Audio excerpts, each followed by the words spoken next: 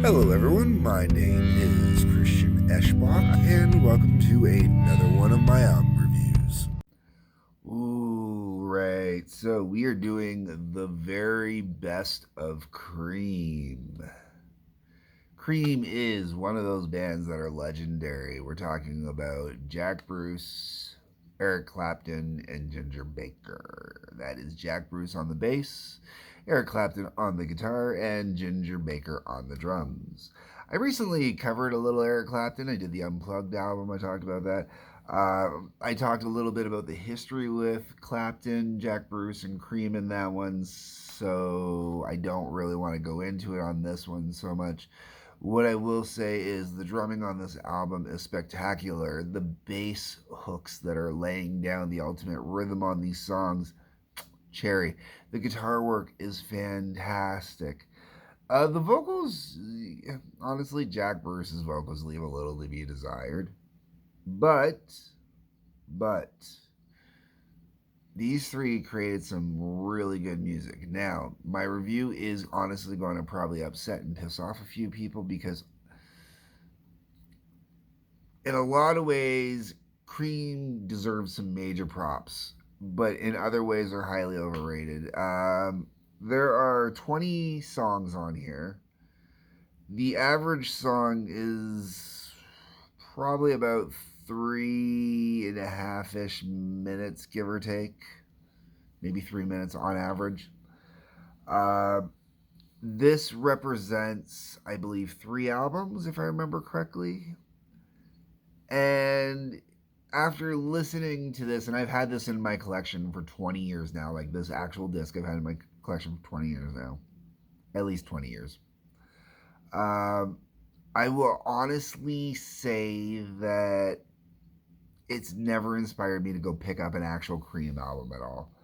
It's never inspired me to go pick up anything related to Cream at all. I will say that when it comes to Cream, I'm really kind of a greatest hits fan. Even then, I'm a very narrow greatest hits fan. There's certain songs I absolutely love, and it's the cliches for the most part. Um, so that also being said, I don't know 100% on the order that these songs are on here. I don't know if they're the order that they were released in or not. So I don't know if this is going through the Cream timeline of the 3 albums, picking out choice cuts, or if this is a random assortment to give the album a certain kind of flow. Okay, wrapping paper opens up the album. I think it's a silly way to open up this album. This is why I wonder if it's being done in order from when they were originally released. But that makes me wonder: was wrapping paper the first song off the first album?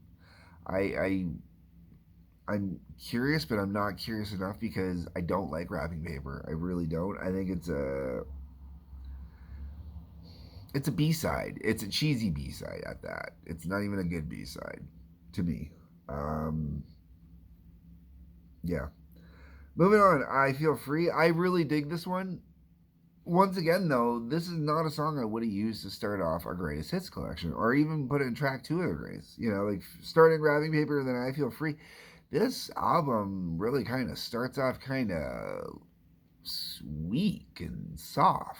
It doesn't really kind of grab you and drag you into it, which is what you really kind of want an album to do at the beginning. Um, I Feel Free is decent. My biggest complaint on this one is the vocals for the most part. Um, Jack Bruce's highs suck. They just suck. I'm sorry. I don't care what anybody says. There's no way you're ever going to excuse it. His highs suck. And this is as a guy who hits Jack Bruce. I loved when I got into hosting karaoke and being a karaoke DJ. Cream was one of my go-tos because Jack Bruce's voice was so goddamn irritatingly awful to me. Even though I love Cream, I do. Well, I mean, I love certain songs from Cream, and those ones I do love, I really love. But his highs are what kill me every time. I hate his highs. You know, he just no. Someone should have smacked him and told him no. NSU is one of those songs that is not really memorable to me. Sweet Wine falls into that as well. It's not really that memorable of a song to me. I'm so glad. I enjoy this one. And honestly, this one might have even been the better song to start the album off with, man. It's got the right pacing, it's got the right tempo, it's got the right catches to it, the right hooks in it. This one really is a grab 'em and reel 'em in, man. And that chorus, the I'm so glad, I'm so glad, I'm so glad, I'm so glad, I'm so glad. It's so simple, man, but it's great. Really good, simple. It just pulls you in, man. Spoonful. Um,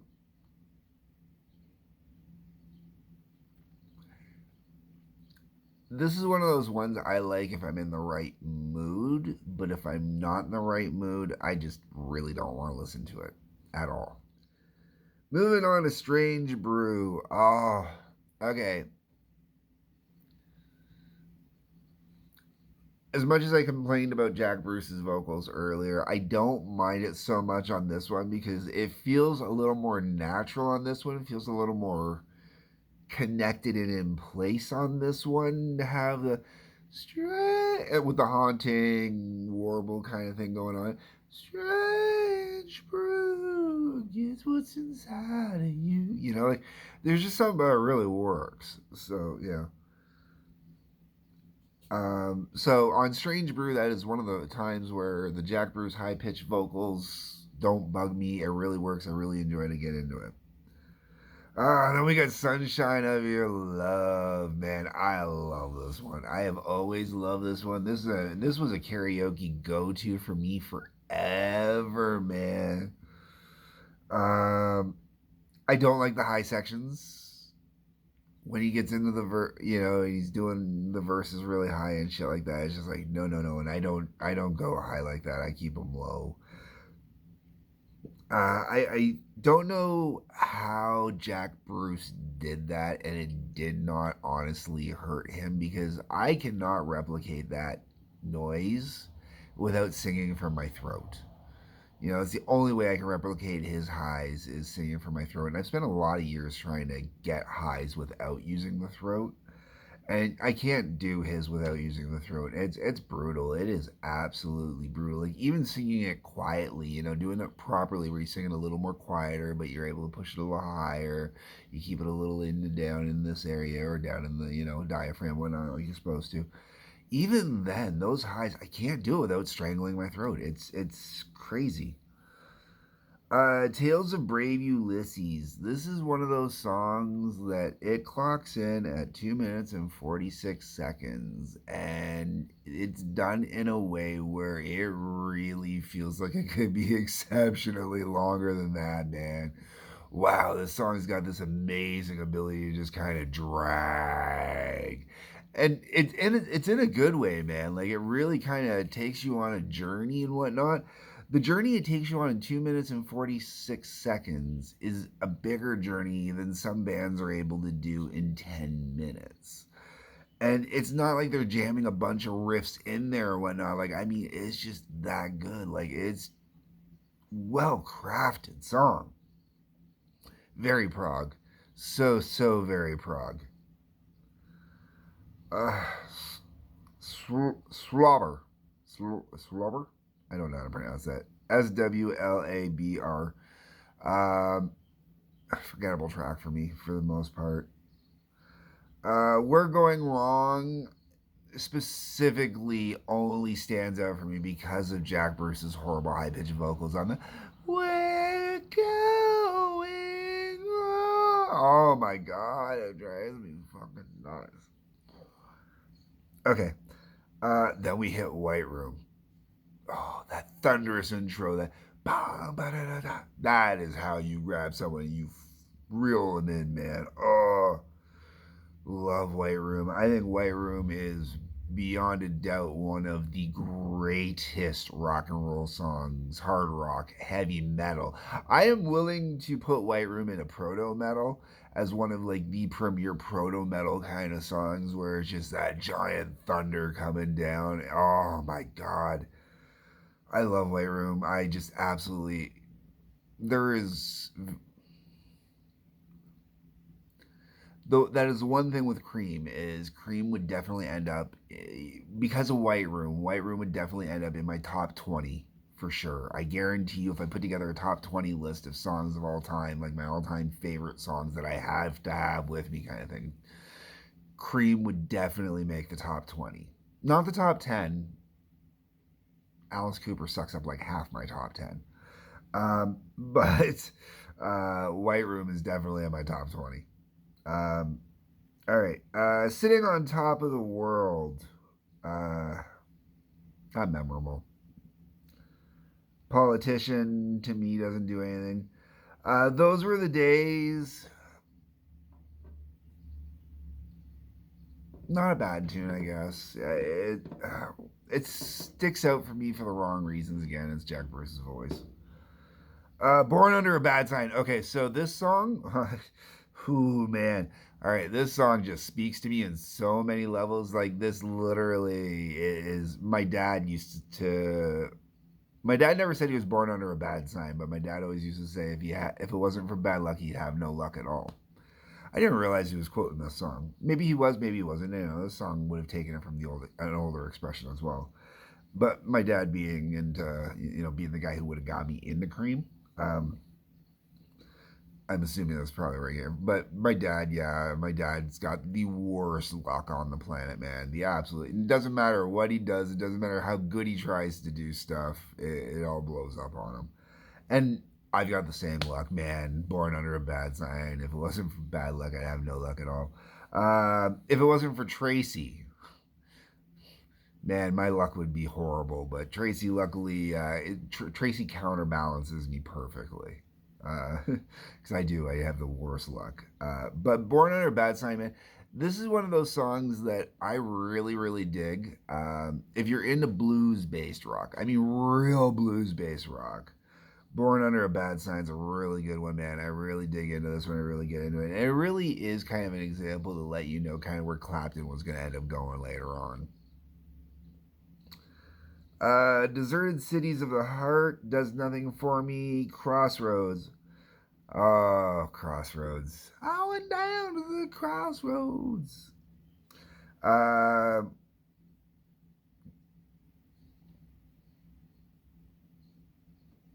I hate to say it, I'll take the Rush cover of it.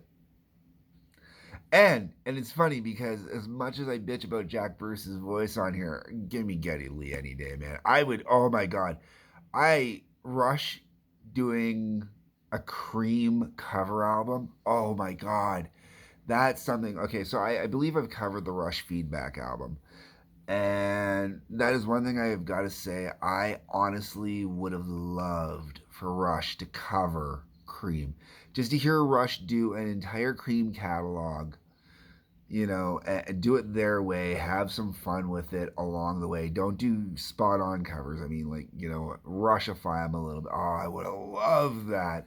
Especially like White Room, Sunshine of Your Love, man. Born Under a Bad Sign, I could have seen them doing it. It would have been really cool as well. Crossroads, I have heard them do, which is what spawned this whole entire discussion. I think that would have been great. Um, Anyone for tennis? This is an interesting one, and it really is a fun and enjoyable song. Kind of reminds me a little bit of like the Syd Barrett Pink Floyd era. Just, it's one of those weird, out of place kind of songs compared to everything else. It's. And then the album finishes off with Badge, and Badge is one of those ones where I don't mind it, but I'm not into it. So the whole way around, the very best of Cream is a great way to determine whether or not you actually want to get into Cream, whether or not Cream is the band for you. I will stand by that. If you don't enjoy this album from beginning to end, if this album doesn't 100% spike you from beginning to end, then don't bother to pick up the rest of the albums. I don't think you're going to find much else in them that you're going to enjoy any more than what's already presented on here. Because this is the very best of, not the greatest hits, not the commercial stuff, not just the stuff that made it on the radio. This is the best of. This is what was picked as the best selections from Cream. 20 songs representing 3 albums, okay, folks? Take that into consideration. I don't know how many songs were on each Cream album, but we're going to say that the average Cream album had between 10 and 12 songs. We'll give them the benefit of the doubt and we'll say 12. So this is 20 out of, say, up to 36 songs. So definitely should buy this album. I know I've talked down on it, but everybody should have this Cream Greatest Hits, as far as I'm concerned. I know this was a very popular one back in the day. I believe I got it through either Columbia House or BMG. I don't believe I bought it in the store. I may have bought it in the store. That's always a possibility, actually. I bought it in the store. Maybe I bought it when I was working at the horrible retail company in the entertainment department. But the whole way around, it's not an album I go to too often. I do enjoy it when I listen to it. It's not an album I go to too often, but I think everybody should have it because everybody should know Cream. I think absolutely everybody should know Cream, at least this much of Cream. I think it's mandatory. If you are a musician, if you're not a musician, if you are a connoisseur of rock and roll, if you are a connoisseur of hard rock, if you're a connoisseur of heavy metal, like I said, there is a lot of proto on here. Like there's stuff on here you can definitely hear where metal took its origins from, as much as Ginger Baker absolutely loathes that comparison or connection. Okay, folks, those are my thoughts. Those are my views. Those are my opinions. Let me know what your thoughts, views, and opinions are. That is what the comment section is for. Please hit the like button, the subscribe button, the bell for notifications. On your way down to that comment section, because comments are always wonderful, please check out in the description. You'll see links for the TWA, that's the Trampoline Wrestling Association, for the Howling Odyssey, that is where my music goes, and for my Patreon, which is ways that you can contribute to me financially. Other than that, peace, love, take care.